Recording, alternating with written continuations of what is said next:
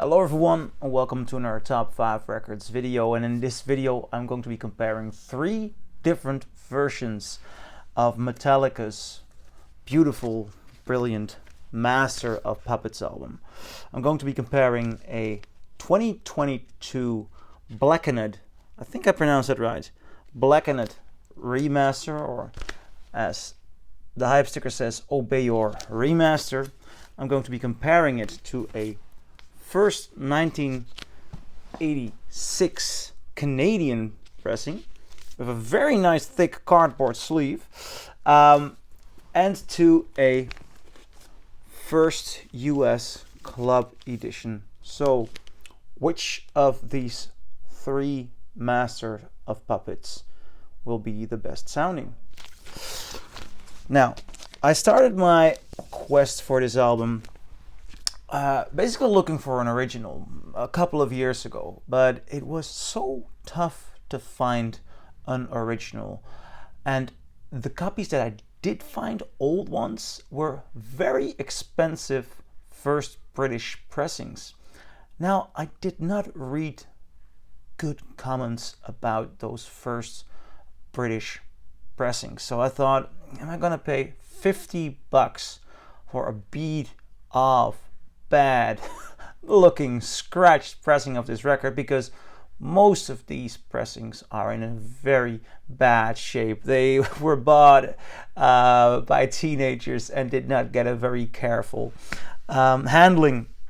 So I thought, no, I'm not going to do that. Then I'd rather risk by buying for $30 this remaster. And I started listening to this remaster, and although I was very happy to listen to the record on vinyl because that's the way I wanted to discover it. And although this is not a horrible pressing, this did not meet the anticipation that I had. I thought this record might explode the moment I put it on. But overall, the sound here is pretty flat, pretty thin. There's a rather bright sound, and one of its biggest failures here is a lack of dynamics and a lack of punch. Metallica plays so much with expectations here, with like the opening song Battery. You have a beautiful, I believe even Spanish guitar playing, delicately recorded, very good sound, but then when the electric guitars get in there and the band gets in there, you want it to punch, to smack you in the face. And that's something you do not have to expect with this record. And I've been cranking the volume up so loud to get more out of it, and it just didn't do what I hope a Metallica album should do. So honestly, I'm gonna put this on Dutch eBay and sell it, because this is not what I hoped it would be.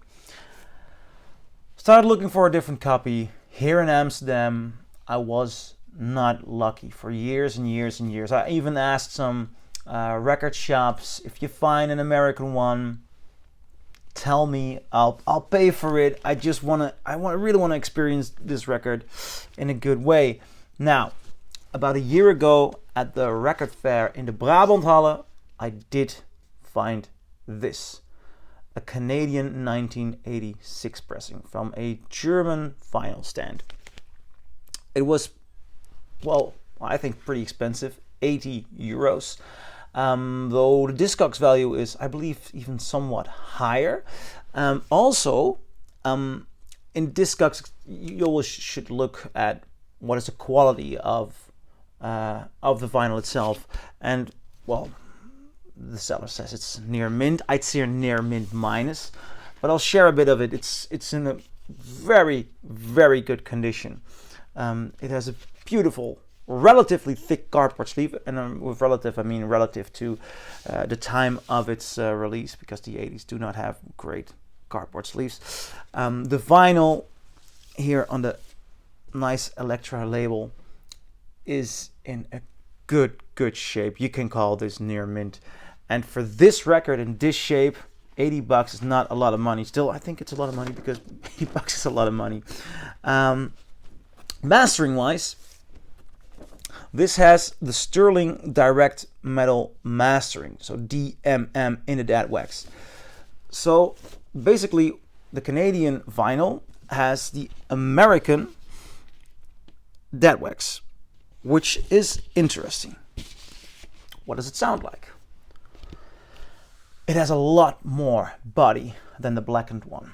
A lot more body. There is a lot more mid presence here. There's more detail.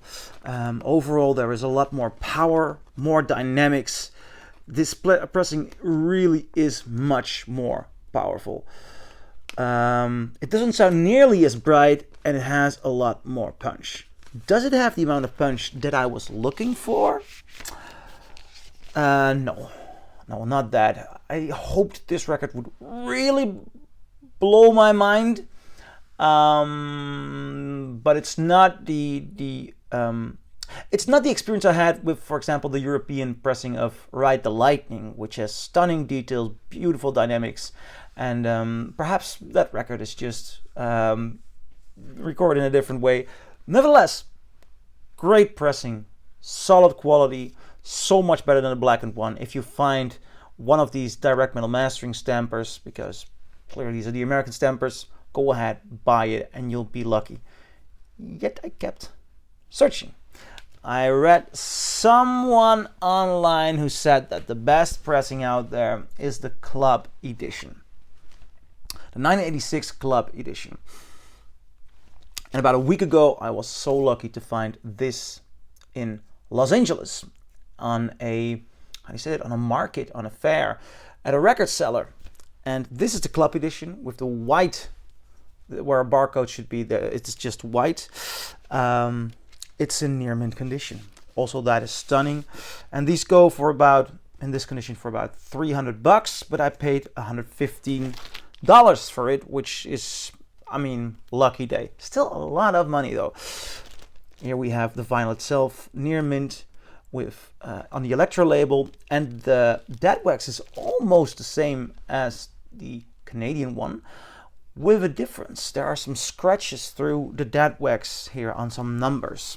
So it is direct metal mastering. It is Sterling, if I'm correct. Yes, it is Sterling. So what does it sound like? Basically, it's a lot like the Canadian one. Texture-wise, there is a slight difference.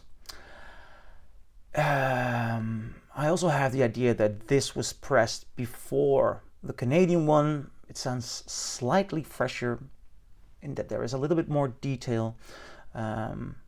Vocals sound so much better than the Blackened one, just as like with the Canadian one.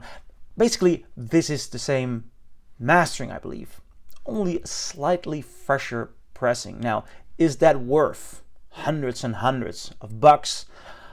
No, this is a hairline of difference. And though I'm so happy to have an American original 1986 Club Edition, and I think I'll sell the other two off because it's an expensive record and I can use that money for other records.